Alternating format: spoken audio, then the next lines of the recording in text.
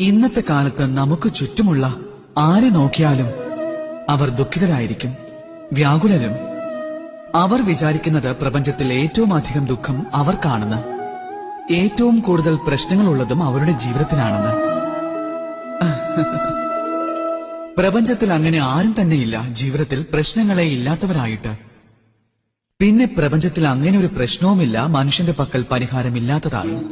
പക്ഷേ അതിനുള്ള പ്രതിവിധി കണ്ടെത്തുവാൻ സ്വന്തം മനഃശക്തിയെ സ്വരൂപിച്ച് ജീവിതത്തിൽ മുന്നേറേണ്ടി വരുന്നതാണ്. സാഹസികതയിലൂടെ മുൻപോട്ട് പോകണം.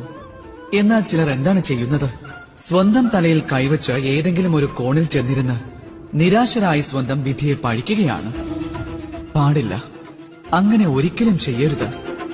കർമ്മം ചെയ്താലും മുൻപോട്ട് പോകൂ, സാഹസികത കാണിക്കൂ. പിന്നെ പ്രധാനപ്പെട്ട ഒരു കാര്യം, എപ്പോഴും ക്ഷമയോടെ ഇരിക്കൂ. കാരണം നിങ്ങളുടെ ലക്ഷ്യം എത്രമാത്രം കഠിനമാണെങ്കിലും ലക്ഷ്യത്തിലെത്തുവാനുള്ള ആ മാർഗം നിങ്ങളുടെ പാദങ്ങൾക്കടിയിൽ തന്നെയാണുള്ളത്.